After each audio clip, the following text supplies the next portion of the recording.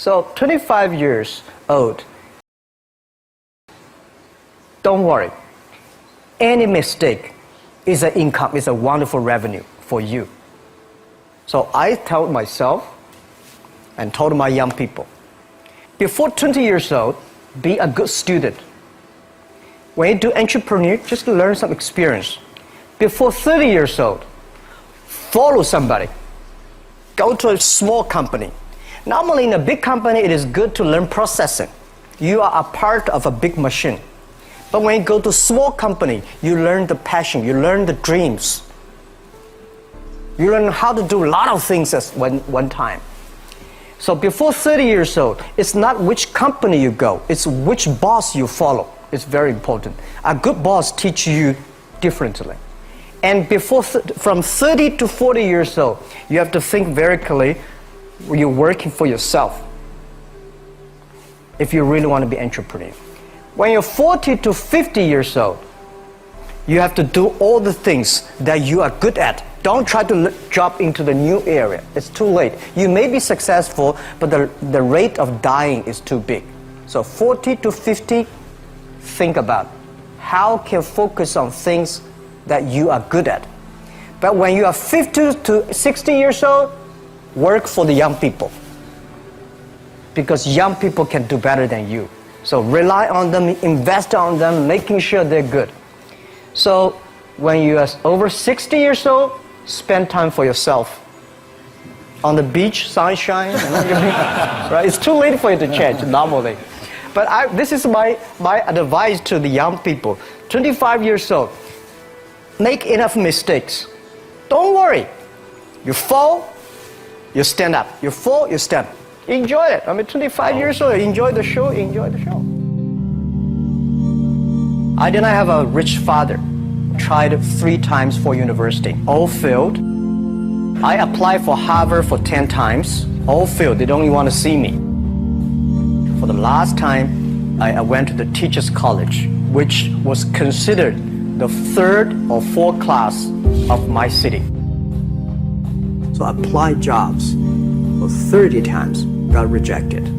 It was so difficult at that time. I was so frustrated because I taught in the university. My pay was $10 a month.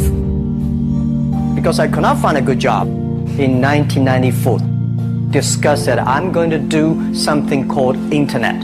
And 23 of them against it. They said, this is a stupid idea. We have never heard about internet. And you know nothing about computer. And I never thought I was smart. Nobody believed that I could be successful. Because everybody say, well, this guy think differently, think crazily. They think about something that never work. I tried to borrow $3,000 from the banks. Took me 3 months, but I still cannot get it. We talked to over 30 or 40 venture capitalists. Everybody said, no, forget it. A lot of people said Alibaba is a terrible model. As I said, I believe it. I think this thing could be big. I never thought it would be that big like today. But I believe that something is waiting for me there. And I have to work hard to prove myself. That was the tough experience. So we gathered $50,000 from 18 founders. We started.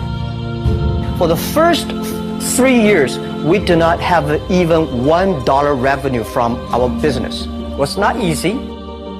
Why it keeps going ahead, going forward? Because I received lots of email of thanks from the customer. They say, this is such a great thing. We cannot pay you, but this thing helped us.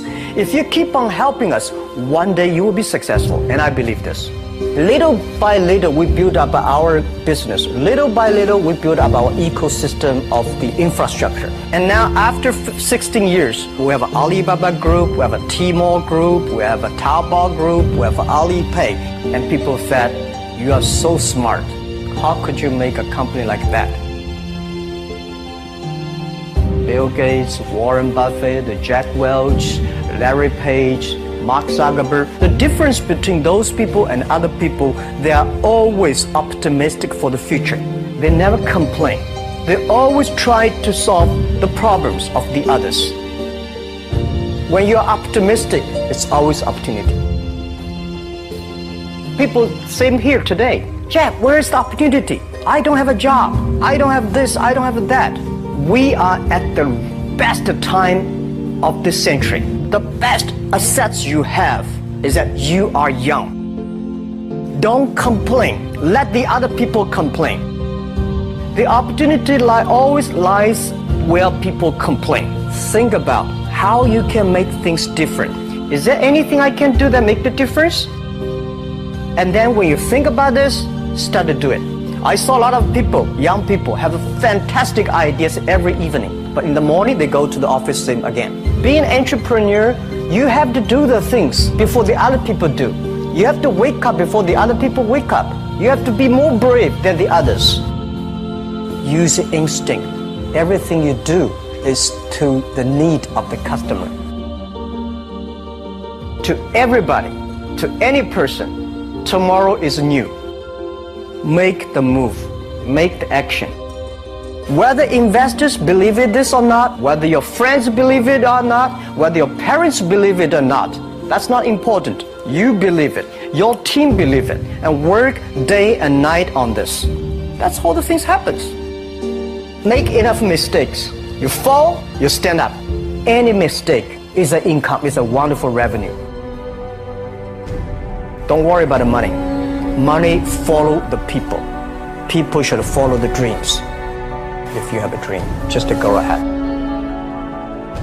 I think nobody can conquer the world. We only can serve the world. Either work for the others or work for yourself. And I choose the way, work for myself. Working for myself, that means working for the society. If you really want to work for yourself, think about the others. Because only when the other people are successful, when the other people are happy, you will be successful, you will be happy.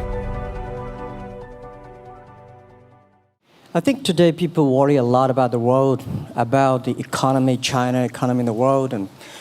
But I'm very optimistic.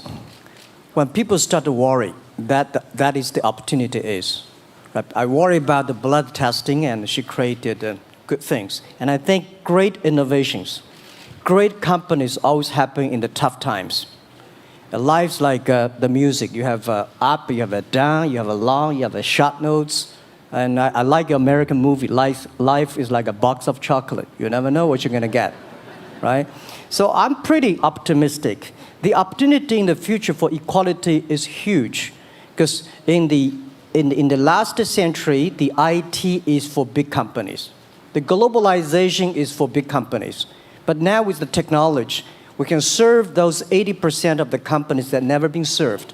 We can serve the 80% of the young people that have never been served. Technology for internet is so cheap, so easy to use. One of the reasons why we grow in China e-commerce so fast, much faster than the USA, because our infrastructure of commerce in China was too bad. When it is too bad, something happens and goes. Today we are working on the rural areas of China. I can never imagine that China, about 800 million people still live in the rural areas, are farmers. And there are about close to 200 million people. Their income is less than $1 per day. And before the internet, it's impossible for these guys to reach the PC because it's so difficult. Even people like me, I don't know how to use a PC. But now 80% of the farmers, those people using mobile phones. When I have the mobile phones, the internet, the data, things change a lot. So I'm excited about the future. People always worry. I love the young kids sitting there and talking about the dream, the hopes, because if they have the hope, we have the hope. That's what I believe. And let's just take what you do. And I've loved every description I've ever heard about how you serve people, and your story about the bamboo farmers and your wife and her friends. It was fabulous. But where's this going? What are you going to do? What are your plans to maximize the use that people in remote rural areas of China can make of their cell phones besides ordering your projects? How are you going to get it? Are you going to get them in the banking system through cell phones? How? Well, we we never know that we can grow so fast. In the past 5 months, we covered 4,500 villages. And these people, normally they use in very traditional way. It took them like we went to a rural area. It took the farmers 2 hours to walk to the downtown in the middle of the town and buy things. But today, because the mobile phone, and we can deliver things to their home, to their village within 72 hours. I remember last week I read a very interesting thing. This is amazing. There is a girl, she told me a story. She said her grandfather, 92 years old birthday. And for his life, he always wanted to try one Western style food. But he lived in the rural areas. There's no such restaurant food. So she said, I tried on the internet, book a restaurant dinner for Western food, delivered to that village. And they finally immediately find one restaurant. There are 3 guys. They took like a 3 days bus from Shanghai to that village, made Italian spaghetti and beef for them for this 92 years old birthday. And whole village was excited. Everybody said, wow, you can order food, Western style food. So buying almost everything. And also we're helping, there are a lot of farmers, they plant a lot of apples, great apples. But 90% of the apples rotted because there's nobody buy them. They normally buy by track. If you sell the apples, they sell whole track. And using the traditional way, they can sell by whole basket of the apples. But now, because of the internet, they sell by one. Each apple, they sell $1. Or 1 RMB or 2 RMB for each. So the farmers see using internet, they can buy and sell using the mobile phone. That changed their lives. And I think it's exciting. And people need examples when they see, my neighbor made money through online to selling things. My neighbor buy much interesting things online. People start to learn. And more people start to buy the mobile phones. We cannot make all the mobile factories to sell phones to them. Only they know the mobile phone really works, helping change their lives, they start to buy the mobile phones. Just one more question. And then, do you think this will make the current problems like the current problem in China less likely? That is, if we'll have more market information and the market will drive where the investment goes instead of the government trying to make judgments about, I better build another housing development or office development here, there, yonder, and you wound up with a bubble. If it comes from the bottom up, is it more likely that fewer bad things will happen? Yeah, I think last week I was in Seattle discussing about the China economy. I think you American people worry too much about the China economy. Well, you see, every time when you start to worry about China goes better. Every time you think China is in problem, we'll get better. But when you have to say, you have a high expectation of China always a problem. Like parents have the expectation of the kids, are the same. But there's a big difference between American consumption because people say, the economy is bad, so China consumption will be good low. No, totally different. You Americans love to spend tomorrow's money. And the other people's money, maybe. Or maybe the children's money. We Chinese love to save money. We are probably the largest country, the safe deposit in the whole world because we've been poor for so many years. When we make money, we put in the banks because someday we know the disaster is coming, so we can spend the money. So when the economy is bad, we still have the money to spend. You guys probably don't. You worry. And the second thing is that China been focusing on developing for the past 30 years. China government so strong on investment, so strong on exporting, but they are too weak on the domestic consumptions. Domestic consumption is not driven by government; it's driven by entrepreneurship, driven by the market, not the government. So in the past 20 years, government is so strong. Now they're getting weak. It's our opportunity. It's our showtime to see the market economy, entrepreneurship, how we can develop the real consumption. I think if the China develop the great consumption, we have a 300 million middle class. In next 15 to 20 years, we're going to have 500 million middle class. We need to import a lot. So when we start to import, that's a great. It's going. I worry a lot when we export. When we export, we got a terrible sky, we have a terrible water, we have a terrible environment. When we start to import, we got to be better. So that's all the great opportunity, guys. Be happy about that. I'm serious. I agree with that. I'm serious. Yeah.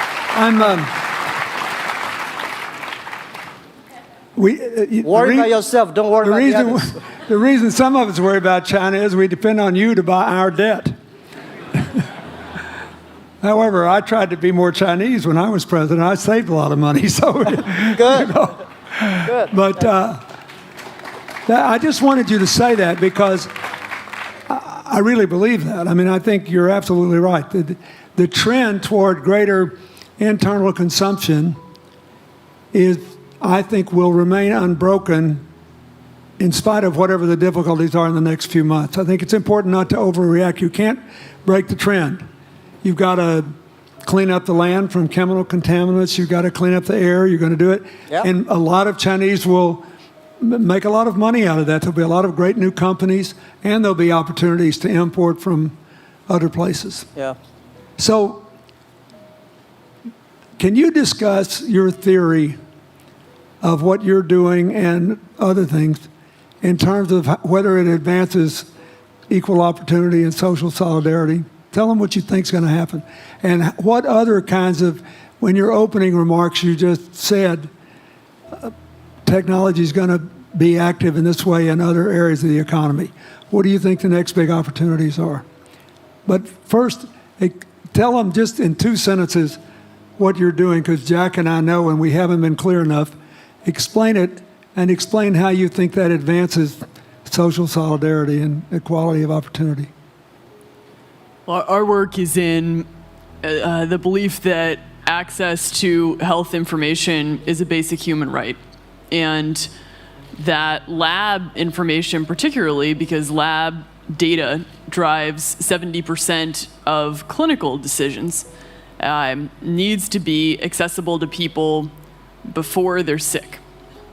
So if you look at the word diagnose in the dictionary today, it says to determine the presence of disease from symptoms, which means by definition, we're determining that people are sick once a disease has already progressed. And our work is in being able to make lab testing accessible to people in time for therapy to be effected.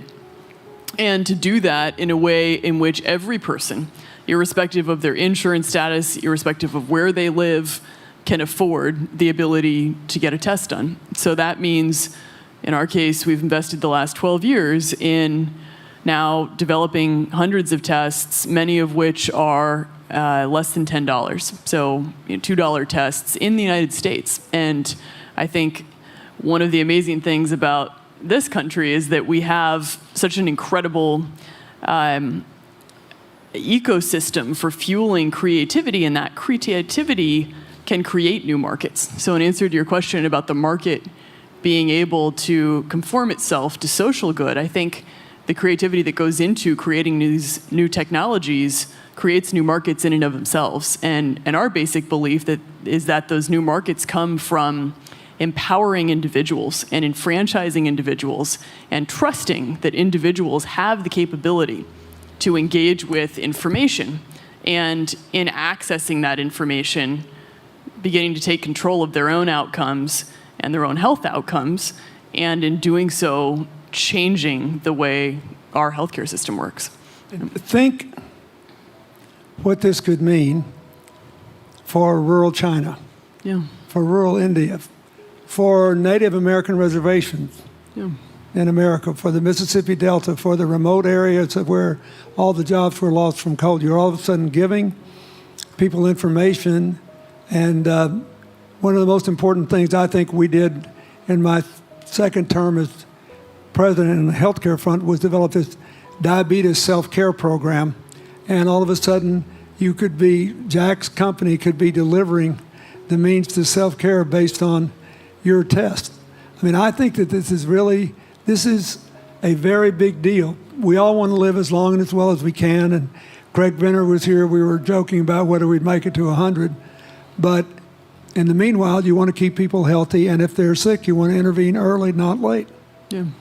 Well, and if you look at, the ability to engage with this information, we have a $4 trillion healthcare problem in this country.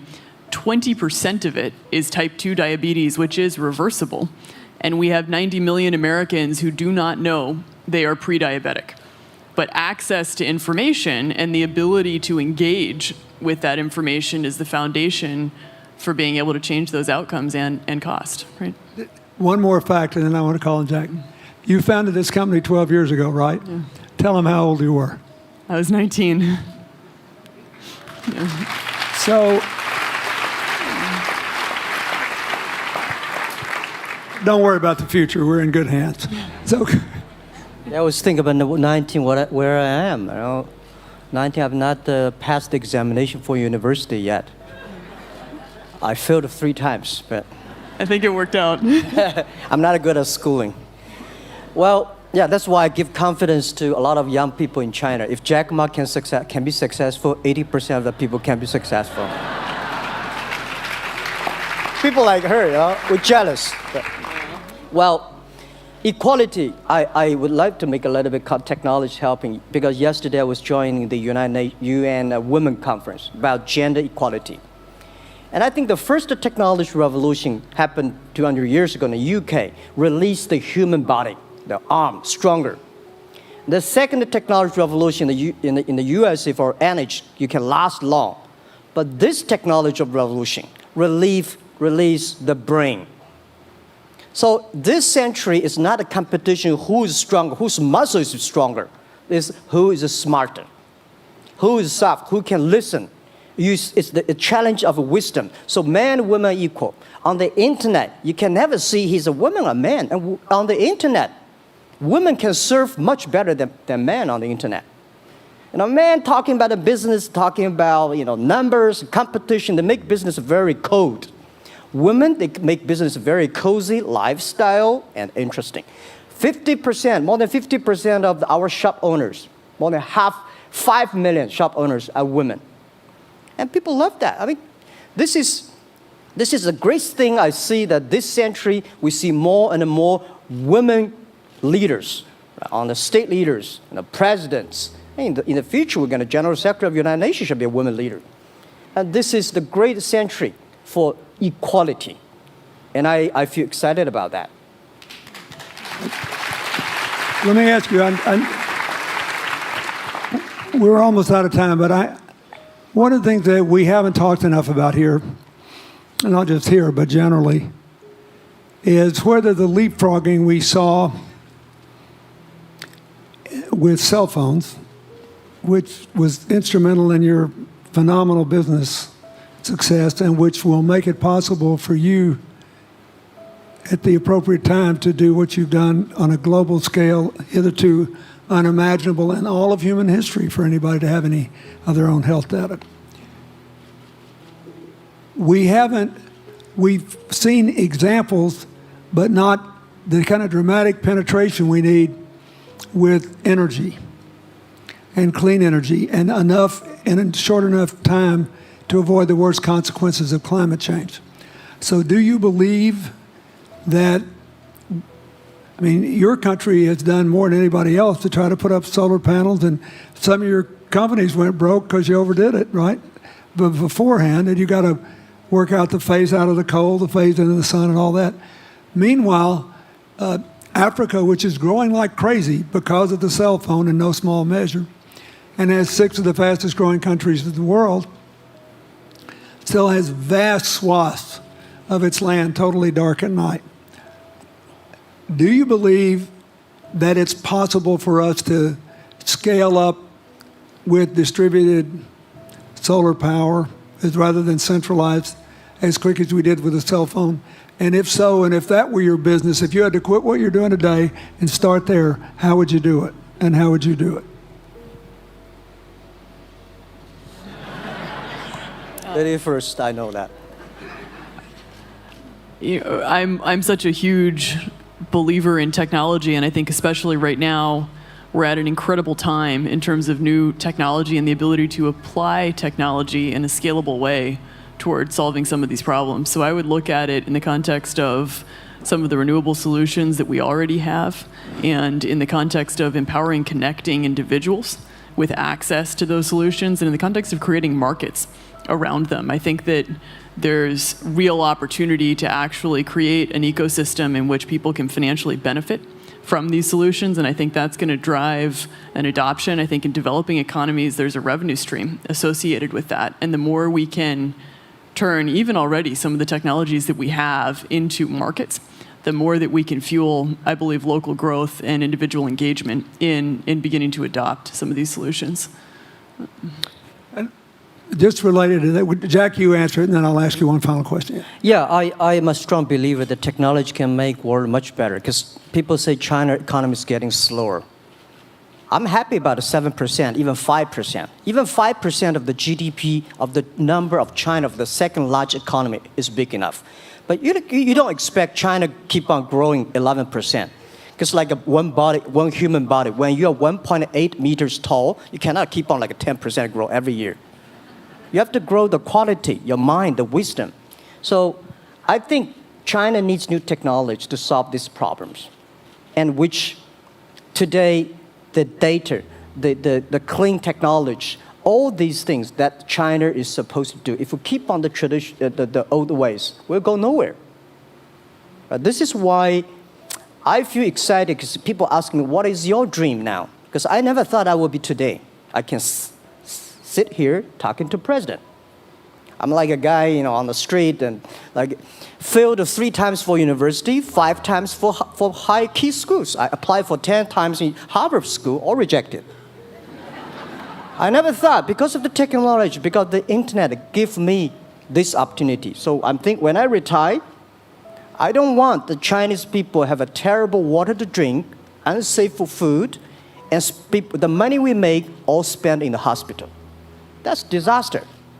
So how we can using the technology to enable young people, the great chance of this world, don't worry about it. We got 1.4 billion people who were born in 1980s. They are the people of the internet times. They are going to have new ways to solve the world problems.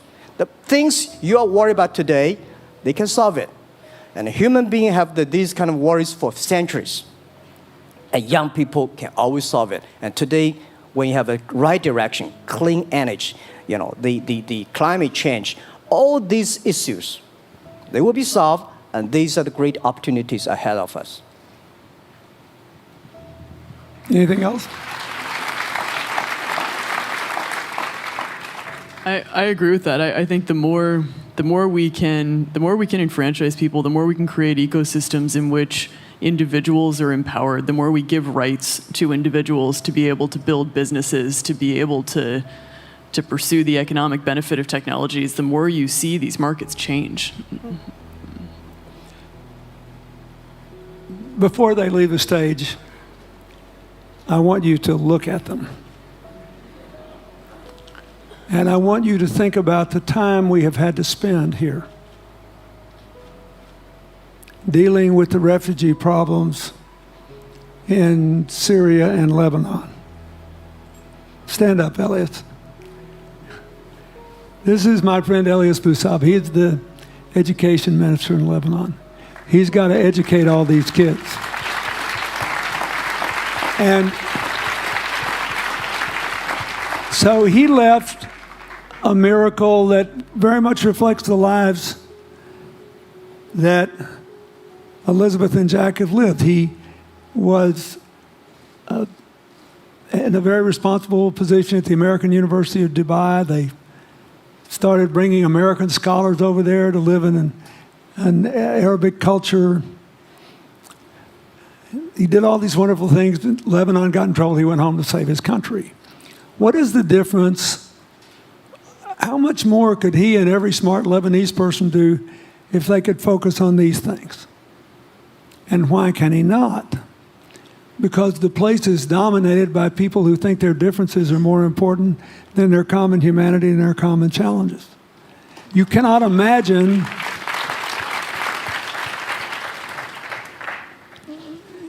Jack Ma's proud of being Chinese. I like that.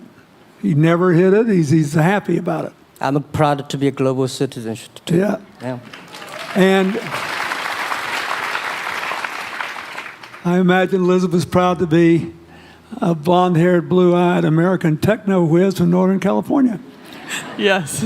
But they don't, not a word either one of them has said has defined the meaning of their lives or the direction of their work with negative reference to someone else. My friend Dikembe Mutombo, stand up. No, you don't have to stand up. It'll hurt you too much. You're an old man. My 7'2" tall friend was just inducted into the National Basketball Association Hall of Fame. And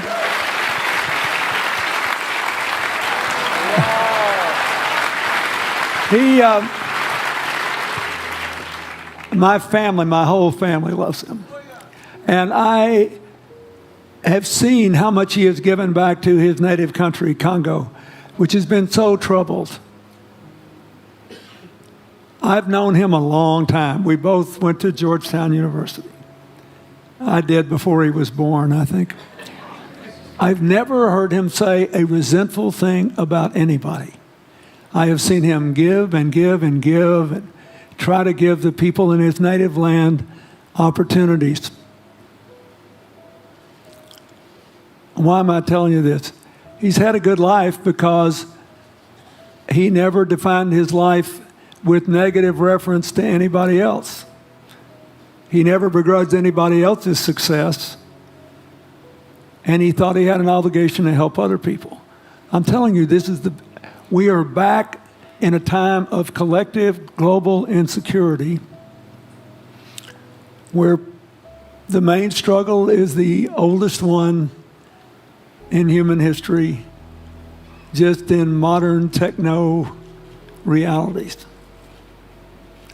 I mean, if you were trying to build the Middle East, you would think about our permanent sponsor here, the ambassador from Oman, who her government tried to help head off a calamitous war in the Middle East over the nuclear issue in Iran. We all pray to God that it'll work out all right. And the lead she made.